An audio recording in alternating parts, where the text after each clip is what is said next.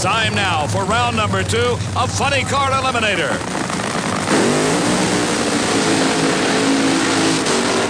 John Force driving the Chevy Cavalier-bodied car against Mike Dunn at the wheel of the Oldsmobile Forenza. The funny cars using an engine very similar to their counterparts in Top Fuel racing with some 3,000 horsepower on tap.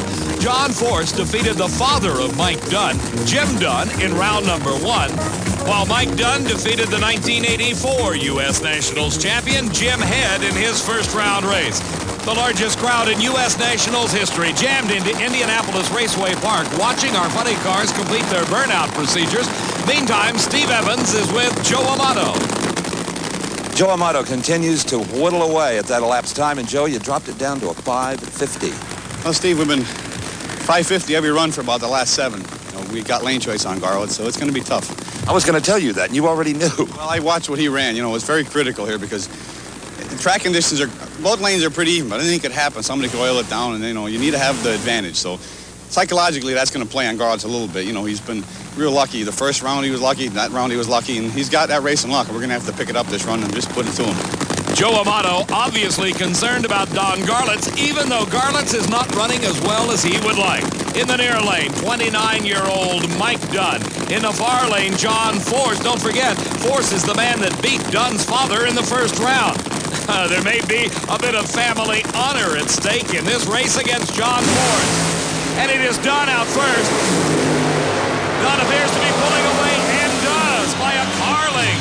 Mike Dunn wins for his car owner, Joe Pisano, as John Force losing here in round number 2 to Dunn's outstanding 574 at 257 miles an hour.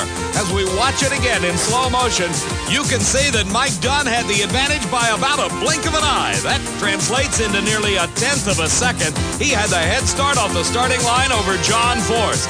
As they moved down track, Mike Dunn slowly extended that lead until they reached the finish line, 1,320 feet away. He had moved to a car-length lead and advanced into the semifinal round of Funny Car. Well, this young man should get a pat on the back from car owner Joe Pisano, a 900th hole shot. What a drag race, 574. Good. Yeah, it was a good run. We finally got rid of the shake off the concrete, and that helped it out. We could run low gear out, and then she stepped right up. It was a good run. I got to give credit to Joe Pisano and Gary Slusher. They did a good job tuning the motor up that time. Indeed, John Force went at 576, but it wasn't as close as it should have been due to your good driving.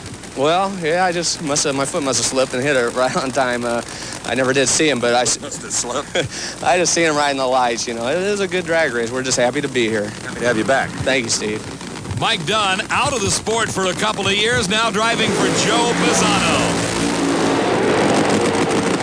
Back on the starting line, the thundering sounds of the Candies and Hughes car with Mark Oswald driving.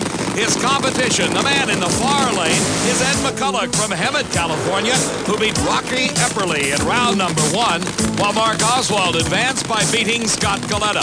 Oswald was the 1984 world champion, but the team ran into a series of problems last season that took him out of the top 10 at the end of the year. This season, the team started slowly, but they've come on strong the last half of the year, winning the Spring Nationals and the Mile High title. McCulloch in the far lane, Oswald in the near lane. Oswald pulls ahead. He extends his lead and takes a big win. The performance is definitely with the Candies and Hughes team. 5.64 seconds. His speed, 260 miles an hour as he advances into the semis. There may